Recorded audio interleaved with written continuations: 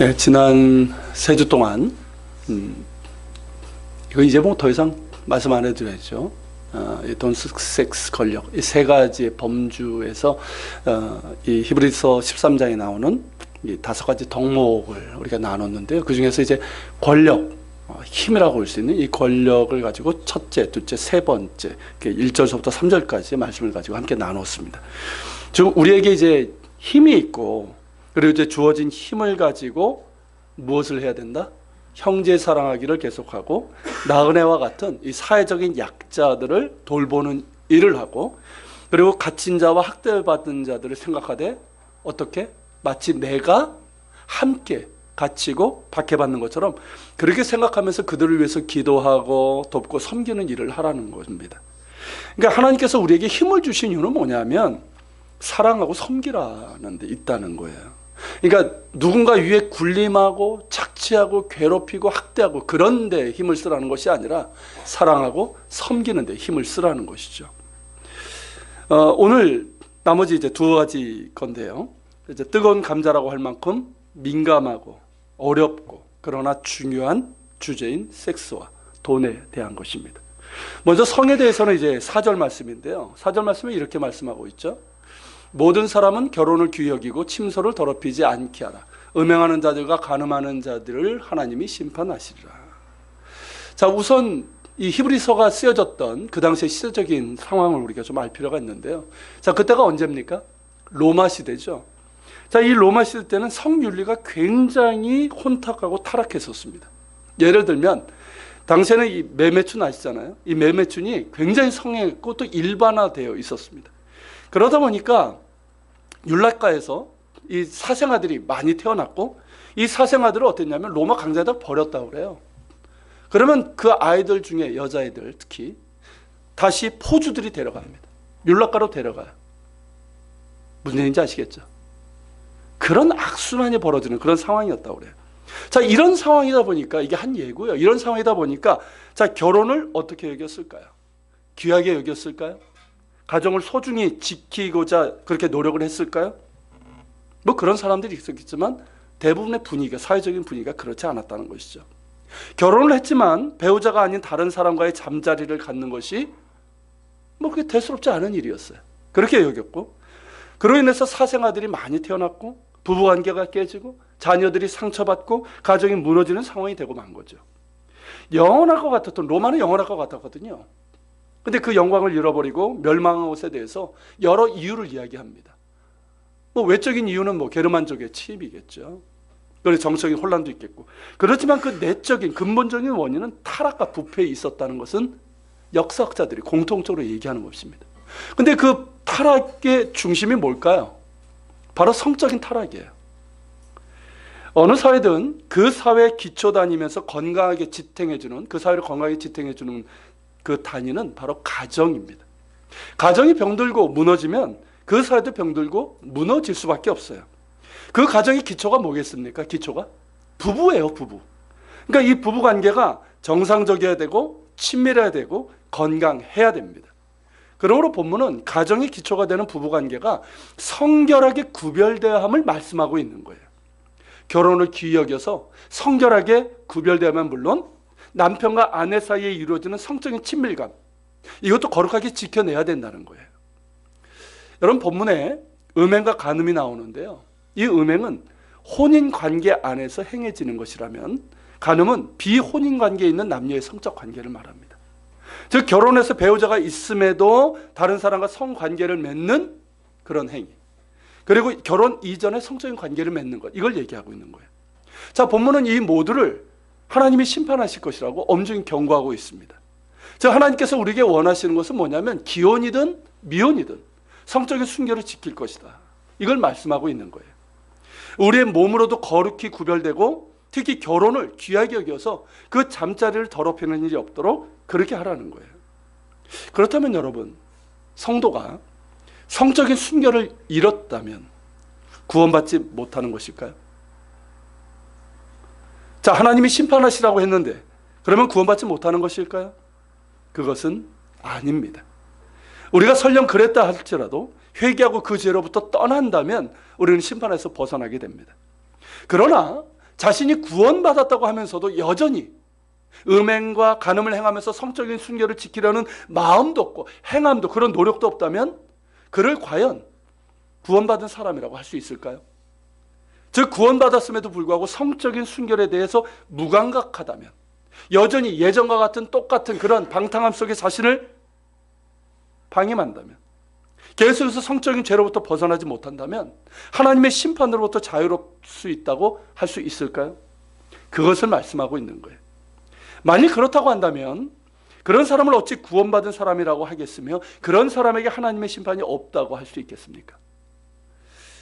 여러분, 성적인 순결 쉬운 문제는 아니에요.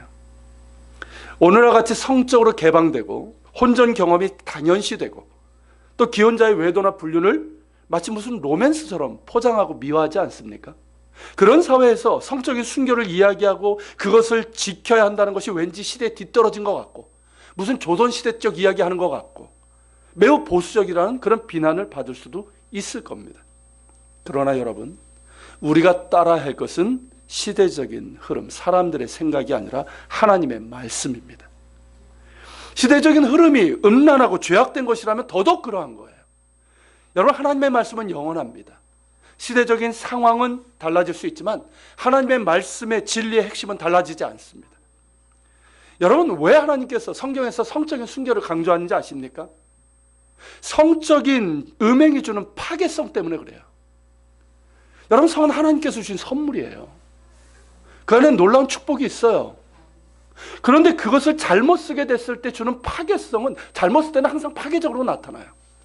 자, 결혼해서 아내가 있고 남편이 있는 사람이 다른 사람과 잠자리를 같이 한다고 했을 때 과연 그 부부관계가 어떻게 될까요? 정상적이 될 수 있을까요? 속일 수는 있어요. 정상적이 될 수 있을까요? 그 가정이 어떻게 될까요? 그 자녀들이 어떤 영향을 받게 될까요? 굳이 이야기하지 않아도 알 겁니다. 여러분, 결혼은 서약이죠. 이건 믿지 않는 사람들도 서약을 합니다. 거룩하고 순결한 약속이에요. 여러분, 결혼이 아름답고 복된 거는 신부가 이렇게 막 예쁘게 하고 뭐 이래서가 아니에요. 거룩하고 순결한 서약이 그 가운데 있기 때문입니다. 이 약속을 지켜나갈 때 그 결혼이 아름답고 그 관계가 복되고 그 가정이 건강하고 행복해집니다. 여러분, 고린도전서 13장에서 이제 사랑을 말씀하고 있잖아요. 거기에 사랑을 보면 이렇게 합니다. 사랑은 불의를 기뻐하지 아니하면 진리와 함께 기뻐한다. 여러분, 이걸 부부관계에 적용한다면 진리는 누굽니까? 나의 배우자예요. 나의 배우자와 기뻐해야 하는 것이 이게 진리인 거예요. 그렇다면 나의 배우자가 아닌 다른 사람과 육체적인 기쁨을 맛본다면 그것은 뭡니까? 불의를 기뻐하는 거예요. 불의를 기뻐하는 거예요. 그것은 사랑이 아닙니다. 본인들은 사랑이라고 얘기하겠지만 음행이고 불륜이고 관계를 파괴시키는 악행일 뿐이에요. 혼전 순결도 마찬가지입니다. 이 문제는 더더욱 어려워요. 그러나 너무나 중요하고 정말 목숨 걸고 지켜야 합니다. 우리 큰아이가 다니던 그 학교에서요, 순결 서약식이라는 게 있습니다. 고등학교 때 하는데 결혼 전까지 이제 순결을 지키겠다는 그런 서약이에요. 학부모들이 모두 와서 이제 증인이 되고 또 축복을 해줍니다. 참 아름다운 행사입니다. 그때 제가 이제 학부모 기도회 그 전에 이제 모여서 학부모들 기도회가 있는데 제가 이제 설교를 맡게 됐어요. 그래서 부모님들께 이런 얘기를 했어요. 왜 우리 아이들이 순결을 지켜야 될까요? 그것이 장차 자기 배우자가 될 사람에게 최고의 선물을 선물이 되기 때문에 그래야 되는 걸까요? 뭐 그런 의미도 있겠지만 무엇보다 하나님 쓰시기에 깨끗한 그릇이 되어야 하기 때문에 우리 아이들이 순결해야 됩니다. 이런 말씀을 드렸어요. 그때 전한 말씀이 바로 디모데후서 2장 20절서부터 22절의 말씀입니다. 같이 한번 읽어볼까요? 큰 집에는 금그릇과 은그릇뿐만 아니라 나무그릇과 질그릇도 있어 귀하게 쓰는 것도 있고 천하게 쓰는 것도 있나니 그러므로 누구든지 이런 것에서 자기를 깨끗하게 하면 귀히 쓰는 그릇이 되어 거룩하고 주인의 쓰심에 합당하며 모든 선한 일에 준비함이 되리라. 너는 청년의 정욕을 피하고 주를 깨끗한 마음으로 보는 자들과 함께 의와 믿음과 사랑과 화평을 따르라. 자, 여기에 보면 금그릇, 은그릇, 나무그릇, 질그릇이 있죠. 언뜻 우리 사회 금수저, 은수저, 흙수저를 연상케 하는 그런 말들입니다. 자, 이 그릇들 중에서 귀하게 쓰는 것도 있고 천하게 쓰는 것도 있다고 그랬어요. 자, 그렇다면 어느 그릇이 귀하게 쓰일까요? 대개의 경우는 뭘 생각할까요? 금그릇, 은그릇을 생각해요. 우리 사회에서는 더더욱 그렇게 생각하겠죠. 그런데 본문은 다르게 말씀합니다. 뭐라고 말씀하고 있습니까? 자기를 깨끗하게 하는 사람, 이런 사람이 귀히 쓰는 그릇이 되어서 거룩하고 주인의 쓰심에 합당하며 모든 선한 일에 준비함이 될 것이다 라고 말씀하고 있어요. 여러분, 무슨 뜻입니까? 아무리 자신이 금그릇, 은그릇 같이 좋은 배경, 좋은 어떤 능력, 화려한 스펙을 가졌다 할지라도 더러우면 하나님께서 쓰실 수 없다는 거예요. 반대로 자신이 나무그릇, 질그릇이라 할지라도 자신을 깨끗하게 구별하면 하나님께서 귀하게 쓰시는 그릇이 될 수 있다는 것입니다. 그러므로 우리 자녀들이 순결서약식을 하는 것은 굉장히 중요한 일이라는 것이죠. 단순히 혼전 순결의 문제가 아니라 자신을 깨끗하게 구별해서 하나님께 귀하게 쓰임 받을 수 있도록 준비하는 거예요. 너무나 중요한 거예요. 우리 교회에서도 좀 그런 걸 할까 싶기도 하고. 여러분, 우리의 몸은요, 영혼과 깊이 연결되어 있습니다. 우리의 몸이 영혼과 이렇게 따로따로 이런 게 아니에요. 그렇게 만드시지 않았어요. 깊게 연결되어 있어요. 여러분, 몸이 가는 곳에 마음이 간다고 그러죠. 다른 뜻 아니에요. 그런 의미예요. 몸이 죄를 범할 때 그 영혼에 파괴적인 영향을 끼칩니다. 아시잖아요, 이거. 여러분, 성적인 행위도 마찬가지입니다. 그것으로 끝나지 않아요. 성은 하나님께서 인간에게 주신 선물입니다. 그래서 합법적인 울타리에 섰을 때, 즉 부부간의 성적인 결합은 정말 기쁨을 주고 부부간의 연합을 주는 신비가 있어요. 축복이 있어요. 하지만 성을 잘못 사용하게 될 때, 즉 울타리를 넘어 사용하게 될 때 처음엔 달콤하죠. 기쁨을 주는 것 같죠. 결국 어떻게 됩니까? 큰 상처를 주고 파괴적으로 끝나고 맙니다. 급기야 우리의 영혼을 병들게 하고 어둡게 하고 더럽히고 무감각하게 만들어요. 자, 그렇다면 그런 사람을 어찌 하나님께서 쓰실 수 있겠습니까? 하나님께서 귀하게 쓰시는 그릇은 깨끗한 그릇이에요. 그런 까닭에 바울은 자신의 제자인 젊은 디모데에게 그렇게 얘기하는 거예요. 모든 불의와 죄악으로부터 자신을 지켜서 하나님이 쓰실 수 있는 깨끗한 그릇이 되라는 거예요. 특별히 뭐라고 얘기하고 있습니까? 청년의 정욕을 피하라. 그때 디모데가 20대였어요. 여러분, 청년의 때 얼마나 성적인 유혹이 많습니까? 혈기도 있고요. 얼마나 성적인 유혹이 많습니까? 그런 유혹에 빠지지 않도록 거부하고 저항하라는 거예요. 그냥 넘어져서는 안 된다는 것입니다. 더불어서 주를 깨끗한 마음으로 부르는 자들과 함께 의와 믿음과 사랑과 화평을 따르라고 했죠. 이게 무슨 뜻인지 아십니까? 자신의 주변을 잘 정리하고 만들어가라, 이 뜻이에요. 여러분, 우리가 강합니까? 여러분, 강하다고 생각하세요? 나는 모든 유혹을 이겨낼 수 있다고 생각하십니까? 그렇지 않아요. 우리 안에는 욕구라는 게 있어요. 성적인 부분을 얘기하면 성적인 욕구가 있고요. 우리 자신은 결코 유혹에 강하지 않습니다. 아시지 않습니까? 그런데 자꾸만 성적인 유혹, 다른 유혹도 마찬가지겠지만 그런 유혹에 자신을 노출시키고 그런 상황 속으로 들어간단 말이에요. 이게 위험한 거예요. 또 그런 사람들과 같이 어울려 다니는 것도 위험합니다. 물론 우리가 사회생활하면서 그런 사람들을 안 만날 수가 없죠. 그런 사람들이 훨씬 더 많으니까. 또 사회생활 하다 보면 그런 상황에 우리의 의지와 나의 의지와 상관없이 그런 상황에 놓일 때가 있어요. 무슨 얘기인지 이해가 되시죠? 특히 남자분들 그래요. 그때 어찌해야 될까요? 그냥 어쩔 수 없다고 하면서 받아들여야 될까요? 그렇지 않습니다. 피해야 돼요. 지혜롭게 해야 돼요. 거부해야 돼요. 저항해야 됩니다. 넘어져서는 안 된다는 거예요. 여러분, 우리 사회에 지금 문제가 된 관음증도 마찬가지예요. 관음증도 거부해야 돼요. 우리 중고등학생들 잘 들으세요. 이 관음증도 거부해야 돼요. 호기심 많지만 관음증이 뭔지 아십니까? 이건 심각한 병이에요. 영혼의 병이에요. 거부해야 됩니다. 야동이냐 하는 거 있죠? 야동이냐 하는 것도 그것을 보는 것으로 끝나지 않아요. 결코 보는 것으로 끝나지 않습니다. 사람이 그래요. 자, 보게 되면 어떻습니까? 그게 강렬하거든요. 그러니까 우리 생각 속에 자리를 잡아요. 그래서 더욱 성적인 유혹을 충동하고 이성을 그저 뭘로 생각할까요? 이성을 볼 때 제대로 못 봐요. 성적인 쾌락의 도구로 보게 돼요, 자꾸만. 그리고 상황이 되면 실제로 성적인 죄를 범할 수 있는 위험성을 갖고 있는 게 바로 그거예요. 그렇기 때문에 여러분, 우리가 그런 것들을 가까이 하지 말고 버리고 거부하고 멀리 해야 되는 거예요. 여러분, 우리의 눈도 거룩해야 됩니다. 우리의 손도 거룩해야 되는 거예요. 그렇게 거룩함으로 구별돼야 됩니다. 그러므로 여러분, 믿음의 사람들과의 교제가 중요하다는 거예요. 믿음의 사람들. 직장인이라면 회사 내 신뢰가 있다면 제일 좋은 것이고요. 만약에 없다면 믿음으로 살아가려고 애쓰는 사람들이 그래도 있잖아요. 그래도요, 그래 우리나라의 축복이 뭐냐면 아무리 신뢰가 없어도 그 직장 내에 예수 믿는 사람이 있어요. 그런 사람들이 있다면 그런 사람들과 교제를 하는 것이 중요하다는 거예요. 찾아야 되고 없으면 만들어서라도 하려는 노력이 있어야 됩니다. 그리고 주일은 물론 주중에 교회 나와서 새벽 기도든 수요 성역 공부든 금요 기도회든 사랑방 모임이든, 물론 우리는 지금 이제 주일하고 있지만 그런 예배와 성도 간의 모임, 이런 교제가 있어야 한다는 거예요. 학생이라면 뭐 학교에서 그런 모임이 이제 필요한 것이고요.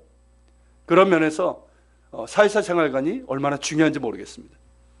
우리 아이들이 매일 저녁에 이제 교회에 와서 자기 주도 학습도 하고 이제 생활 훈련도 하고 있는데요.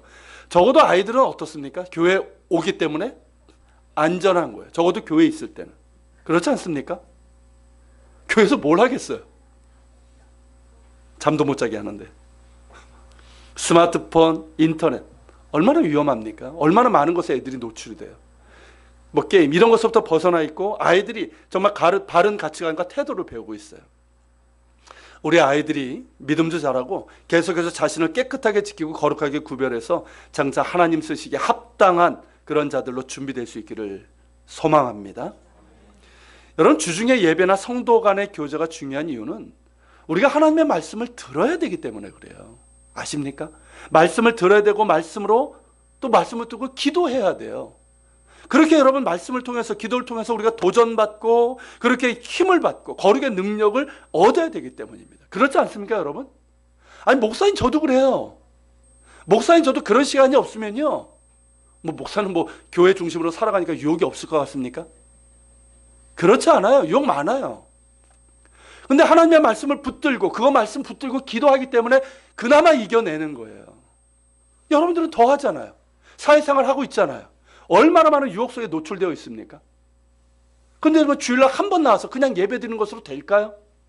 그 예배를 정말 하나님 앞에 잘 드렸다면 모를까? 그래도 충분하지 않아요. 반드시 주중에 말씀을 접하는 시간들을 갖길 바랍니다. 기도하는 시간을 가지세요. 그리고 성도 간의 교제를 가지세요. 뭐 우리 간에 그런 모임이면 더 좋겠지만 그렇지 못하더라도 믿음의 사람들이 있잖아요. 그런 사람들과의 교제를 가지시고 그러면서 서로 위로하고 힘을 얻을 수 있는 우리가 될 수 있길 바랍니다. 여러분, 우리가 하나님의 말씀과 기도로 우리가 거룩의 힘을 얻어야 돼요. 그 거룩의 힘을 얻어서 세상 가운데서 죄악에 휩쓸려 가는 사람이 아니라 그냥 휩쓸려 가잖아요. 지금 휩쓸려 가는 것이 아니라 도리어 저항하고 거슬러 가면서 하나님의 거룩하심을 드러내야 됩니다. 그러므로 예배와 성도 간의 교제를 귀하게 여기십시오. 여러분 자신의 환경을 만들어 가셔야 돼요. 만들어 가셔야 돼요. 자, 그리고 이번 주제는 뭡니까? 돈입니다. 자, 5절 6절인데요. 5절 처음에는 이렇게 말씀하고 있습니다. 돈을 사랑하지 말고 있는 바를 족한 줄로 알라.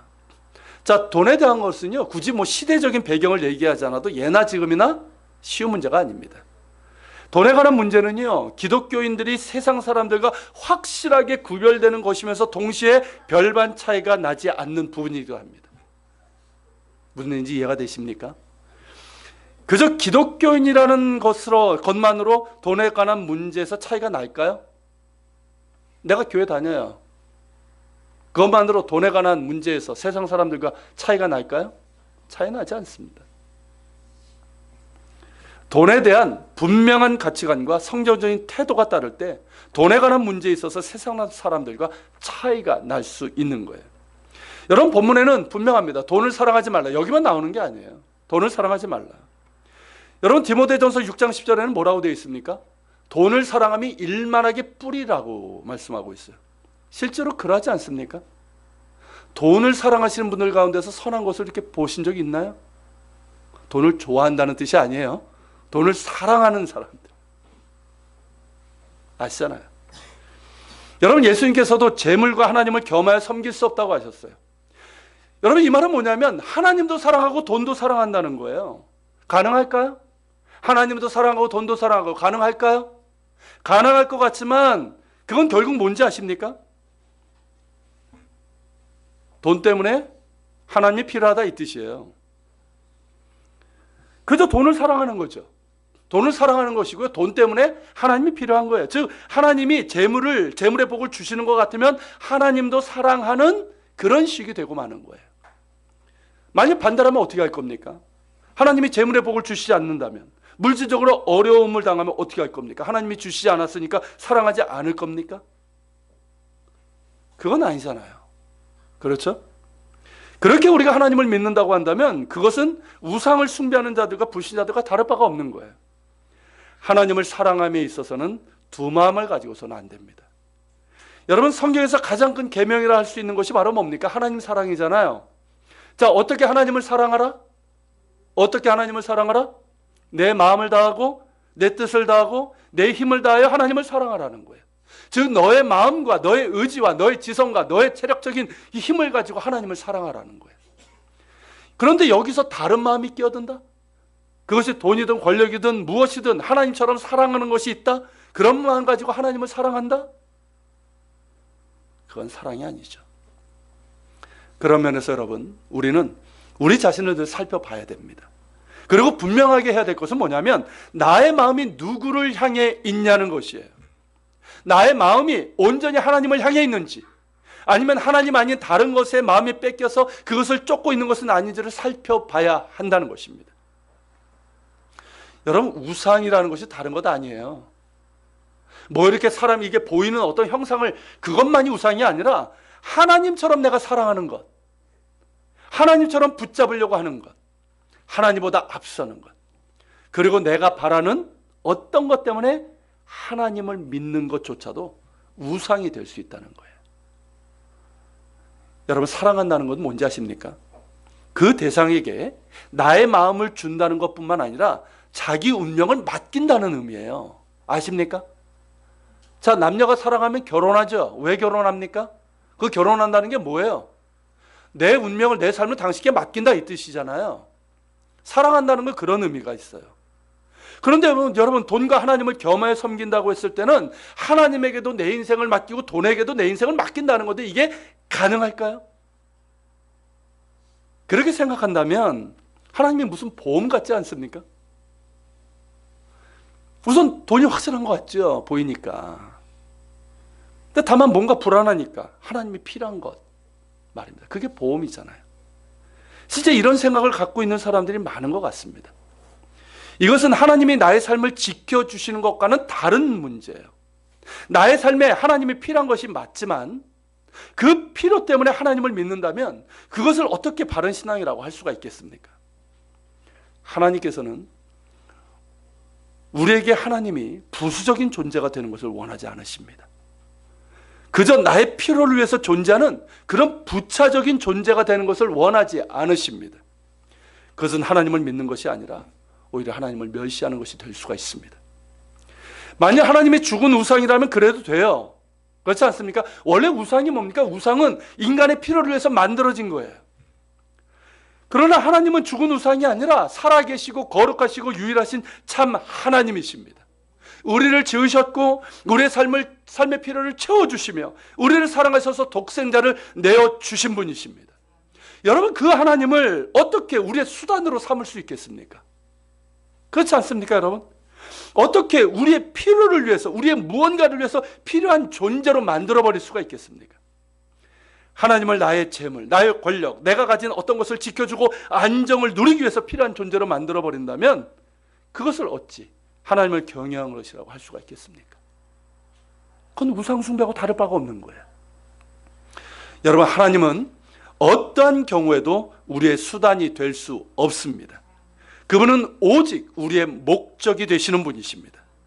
즉 우리가 마음과 정성과 뜻을 다해서 사랑해야 될 유일한 분이시고 우리가 경배하고 찬양하고 순종하며 따를 유일한 분이십니다.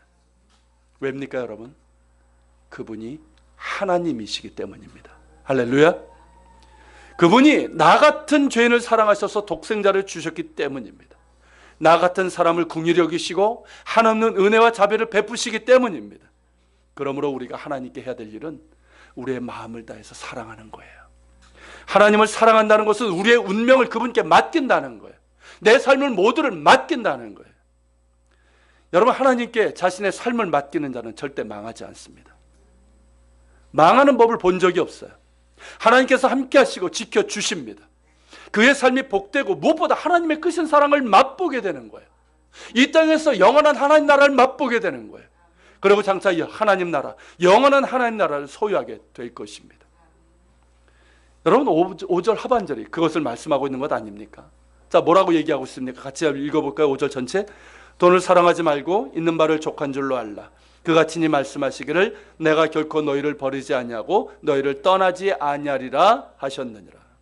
자, 여기에서 내가 결코 너희를 버리지 아니하고 너희를 떠나지 아니하리라 말씀하고 있어요. 이게 신명기 31장 6절에 나오는 말씀이에요. 친히 주님께서 말씀하신 겁니다. 그리고 이외에도 얼마나 많은 곳에서 말씀하고 계십니까? 여러분, 여호수아 1장 이 말씀 잘 아시죠? 5절부터 6절 같은 내용이에요. 같이 읽겠습니다. 내 평생에 너를 능히 대적할 자가 없으리니 내가 모세와 함께 있던 것 같이 너와 함께 있을 것임이라. 내가 너를 떠나지 아니하며 버리지 아니하리니 강하고 담대하라. 너는 내가 그들의 조상에게 맹세하여 그들에게 주리라 한 땅을 이 백성에게 차지하게 하리라. 특별히 저에게 이 말씀이 좀 의미가 있는데요. 제가 20대 초반에 받았던 말씀입니다. 그때 제가 이제 예수님을 새롭게 만났어요. 새롭게 만나고 제가 사는 목적, 인생의 의미, 목적을 알게 되고 정말 하나님을 위해서 살고 싶다는 그 뜨거운 그런 진짜 그때는 그냥 가슴이 그냥 막 뜨거워서 어떻게 할 줄 모를 그럴 때였어요. 자, 그랬는데 실상 저에게 주어진 게 뭐가 있을까요? 없었어요. 그리고 삶은 여전히 불확실했었어요. 그때 주셨던 말씀이에요. 물론 저는 여호수아가 아닙니다. 여호수아처럼 똑같이 이렇게 적용할 수 있는 건 아니에요. 근데 중요한 건 뭐냐면 이 말씀이 저에게 얼마나 큰 힘이 되고 위로가 되었는지 몰라요. 힘들 때마다 지금도 그래요. 저는 이 말씀을 기억하면서 힘을 얻습니다. 앞이 막힐 때도 이 말씀을 기억하며 기도하고 일어설 수 있습니다. 여러분들에게도 이와 비슷한 말씀이 있으라고 믿습니다. 그리고 여러분, 주님의 말씀으로 힘을 얻고 실제로 큰 은혜와 위로를 경험하신 분들, 여러분 모두 그럴 경험이 있으리라고 믿습니다. 하나님은 우리를 사랑하시고 그러므로 우리를 떠나지 아니하시며 버리지 아니하십니다. 주님의 말씀입니다. 그러므로 여러분, 우리가 뭐라고 할 수 있을까요? 이런 주님의 말씀에 대해서 우리가 뭐라고 화답할 수 있을까요? 그게 6절의 말씀이에요. 6절 같이 있습니다. 그러므로 우리가 담대히 말하되 주는 나를 돕는 이시니 내가 무서워하지 아니하겠노라. 사람이 내게 어찌하리요 하노라. 시편 118편 6절 말씀을 인용한 거예요. 여러분, 사도 바울 역시 로마서 8장 31절에서 같은 선언을 했습니다. 같이 읽겠습니다. 그런즉 이 일에 대하여 우리가 무슨 말하리요? 만일 하나님이 우리를 위하시면 누가 우리를 대적하리요? 여러분, 어떻게 들리십니까? 자, 이 선언에서 어떤 두려움이 느껴지십니까? 이 사람이 두려워하는 게 느껴지십니까? 염려와 걱정의 소리가 들립니까? 아니면 어떤 비굴함의 모습이 있습니까? 오직 담대함만이 있어요. 오직 담대함만. 오직 감사의 소리가 들립니다. 믿음과 신뢰와 승리의 소리가 들립니다. 이것이 하나님께 자신을 맡긴 믿음의 사람의 고백이에요. 이 고백이 우리의 고백이 될 수 있기를 소망합니다. 여러분, 돈의 문제는 결국 그거예요. 무엇이 내 삶을 지탱해주고 복되게 하는가? 이 문제예요. 그게 돈이냐 하나님이냐, 이 문제예요. 이걸 분명히 하라는 거, 분명히 하라. 특별히 여러분, 우리는 자본주의 시대에 살고 있습니다. 성경 시대보다 돈이라는 놈이 훨씬 더 강한 그런 시대에 살고 있고요. 돈이 없으면 아무것도 할 수 없는 그런 시대에 우리는 살고 있어요. 그렇기 때문에 얼마나 많은 사람들이 돈에 묶여 삽니까? 돈이 하나님 되어서 살고 있는지 몰라요. 실제로 돈이 하나님이에요. 사람들에게 보면 돈 때문에 죄를 짓고, 돈 때문에 비굴해지고, 돈 때문에 관계가 깨지고, 돈 때문에 사람이 망가집니다. 여러분, 교인들조차도 그렇지 않습니까? 심지어 목회자들조차도 그렇고, 교회 세습도 결국 거기에 돈이 있기 때문에 그래요. 그들은 하나님을 말하지만 실제로 그들이 섬기는 것은 돈입니다. 돈과 하나님을 겸하여 섬기는 탐욕이고 어리석이고 그 끝은 멸망입니다. 여러분, 그렇다면 어떻게 될까요? 이런 사회에서, 이런 현실 속에서 우리는 어떻게 될까요? 다른 길 없어요. 돈보다 하나님을 더 사랑하는 것입니다. 이거예요. 단순해요. 명료합니다. 돈보다 하나님을 더 사랑하는 거예요. 돈이 내 삶을 지탱해 주는 것이 아니라 하나님이 내 생명의 근원이시고 내 삶을 붙드시는 분이심을 철저하게 깨닫는 거예요. 나를 참으로 복되게 하는 것은 돈이 아니라 하나님이십니다. 돈이 많음에 나의 행복이 있는 것이 아니라 내가 하나님을 사랑하는 거기에 나의 영혼과 나의 삶에 참된 행복이 있음을 분명하게 아는 것이에요. 그렇게 고백하십니까, 여러분? 분명하셔야 됩니다. 더불어서 여러분, 이런 물질관을 가지고 있는 사람이라면 돈을 버는 데 있어서도 정직한 땀을 흘릴 것이라 생각합니다. 하나님은 부정한 수익을 기뻐하지 않으십니다.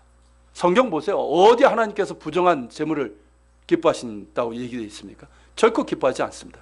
다른 사람들, 특히 가난한 자들의 것을 착취한 부나 저울을 속이거나, 무슨 뜻인지 아시죠? 저울을 속이거나 뇌물을 받거나 하는 부정적인 방법으로 축적한 재물을 미워하십니다. 성경적으로 바른 물질관을 갖고 있는 사람은 돈을 버는 데 있어서도 달라야 됩니다. 달라야 돼요. 물론 쓰는 데도 달라야 되고요. 여러분, 자본주의 사회에서 우리 사회가 부당하고 불법적인 것들이 당연한 것처럼 여겨지는 그런 사회지만, 그럼에도 그 가운데서 고민하고 씨름하고 때로는 손해를 보더라도 저항하고 거부해야 됩니다. 그저 어쩔 수 없다, 이렇게 안 하고 어떻게 일을 할 수 있냐, 이런 식으로 말할 수 있고요. 그 뜻이 무슨 뜻인지 모르는 바가 아니지만 그것이 면죄부가 될 수는 없다는 것입니다. 하나님의 뜻은 내가 거룩하니 너희도 거룩하라, 이거예요. 정직한 땀을 흘리라는 거예요. 저울을 속이지 말라는 거예요. 뇌물을 받지 말라는 거예요. 가난한 자들의 것을 뺏지 말라는 거예요. 불의한 재물을 취하지 말라는 것입니다. 여러분, 프란스 셰퍼라는 분이 있습니다. 그분이 이렇게 말한 적이 있어요. 우리 같이 한번 읽어보겠습니까? 그리스도는 사실상 이중의 임무를 지닌다. 하나님의 거룩과 하나님의 사랑을 모두 실천해야 하는 것이다. 하나님의 거룩 없이는 하나님의 사랑이 없다. 하나님의 거룩과 하나님의 사랑을 동시에 균형 있게 보여주지 못하는 그리스도인 개인이나 단체가 행하는 일은 어떤 것이든 그들을 주시하는 세상에게 존재하시는 하나님의 실물이 아니라 존재하시는 하나님에 대한 서투른 모방을 보여줄 뿐이다. 무슨 뜻인지 이해가 되십니까? 자, 우리가 세상에 어떤 사명이 있습니까? 살아계신 하나님의 존재 실체를 보여주어야 되는 그런 사명이 있다는 거예요. 그런 사람이 되어야 된다는 거예요. 그러기 위해서는 어떻게 된다는 겁니까?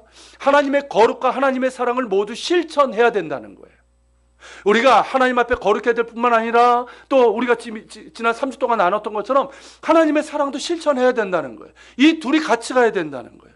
돈에 있어서든 성의 문제에 있어서든 사람을 사랑하고 섬기는 일에 있어서든 하나님의 거룩과 하나님의 사랑을 함께 실천할 수 있어야 된다는 것입니다. 우리가 그렇게 할 수 있기를 바랍니다. 비록 힘들다 할지라도, 비록 우리가 잘 하지 못한다 할지라도 여러분, 이것을 계속해서 우리가 실천할 수 있기를 바랍니다. 그런 가운데 하나님의 살아계심을 세상 가운데 드러내야 됩니다.